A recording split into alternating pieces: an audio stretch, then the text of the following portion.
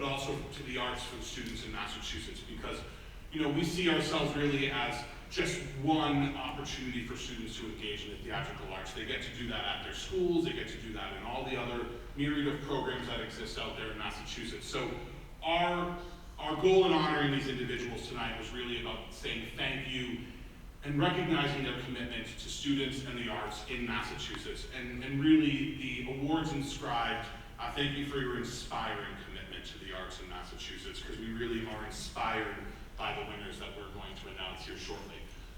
So without further ado, I'm going to invite Chris Gridley to come up to make the presentation to our first Hall of Fame recipients.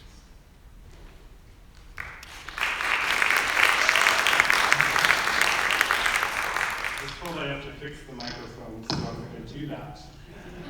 Hi, everyone. It is an honor tonight to begin the Hall of Fame presentations. This is something, as Dennis said, that we started for our 80th anniversary with our event at the Lyric Stage Company. And since then, we have not inducted anyone, so we hope to do this on a more regular basis. But when I was asked to present our first honoree tonight for the METG Hall of Fame, I thought to myself, really, how can I live up to presenting an award to the father of theater education in Massachusetts? And there's a great amount of weight that is associated with the name Bob Colby. For those of you who don't know Bob, he is best known for his striped shirts, bowling shoes, amazing laugh, and his incredibly large heart. A master of storytelling with a truck driver mouth, a strong advocate for the causes he believes in, and a passion for introducing theater as a transformative medium to young children. Bob Colby is a leader in the field of theater education in our country and currently works as a professor at Emerson College, where he also serves as the program director of graduate theater education. During my 4 undergraduate years at Emerson, I had the privilege to not only be taught by Bob in the classroom, but also be directed by him in one of the annual TYA productions. As an incoming freshman, I could not be more excited to work with Bob. I had heard such wonderful things, but I had no idea what to expect. He certainly did not disappoint. Bob's teaching philosophy is warm and inviting, and he possesses a wealth of knowledge in his discipline. His classroom teaching is filled with humor and rooted in student self-expression with an intense sensitivity to each person's individual growth. He's not afraid to ever engage in a solid game of Big Booty or captivate his students with the annual story drama of Greenel and Grainel. What I love most about Bob is his willingness to give so much of himself to his students and his colleagues. He connects with each person in a unique way and always knows the right words to challenge and encourage. Bob's exploration of the canon of theater for young audiences over the past 30 years has provided countless opportunities for young children who otherwise would never have seen a live theater production to be exposed to the magic of it. His directing style is always to extract the humanity in each production, to find the truth in his characters, and to push the right buttons to draw children into the stories that he tells. None of his shows are ever selected for pure entertainment factor, but rather to spark conversation about deeper social issues.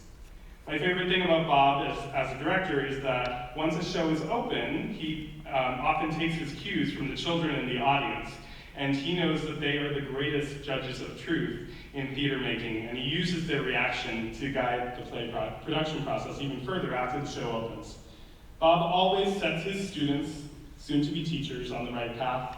He shows them that theater means different things to different people, whether as an interdisciplinary study, a therapeutic tool, or a performance art. Theater has the power to transform. Bob brings out the best in his students because he is a wonderful listener and an honest responder.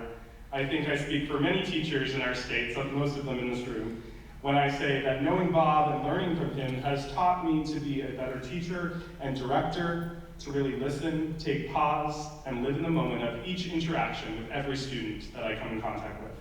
He inspires me to make a difference and to use art to better the world and promote conversations about difficult topics that would otherwise go unearthed.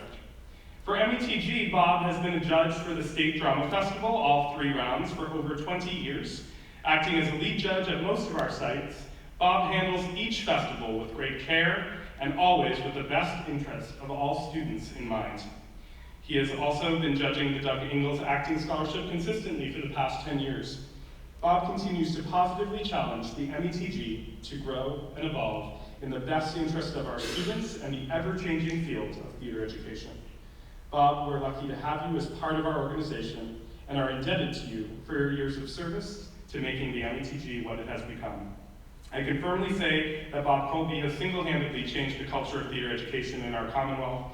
He has guided the creation of thoughtful, passionate educators that are now using their art to make a difference in this world and are in turn inspiring their students.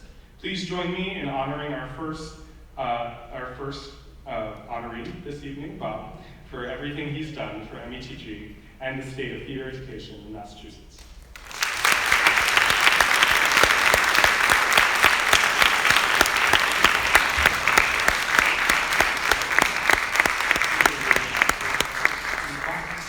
Thank you very much. I'm going to skip my prepared remarks because I'm anxious to be able to hear the wonderful things that are said about the other folks that are coming up here.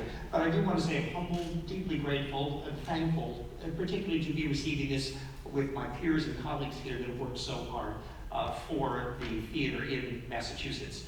It has been a while. I've been doing this for a while. I counted on the way over here about 500 shows I think I've done at different levels over the years, about 500 monologues as well.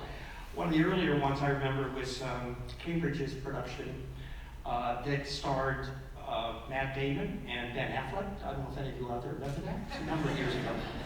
I remember saying some really kind things about Matt, and I was a little less generous to Ben. I felt bad about that for a while, but it seems that the reviewers since have sort of agreed with those assessments. I hope he's not sitting out here.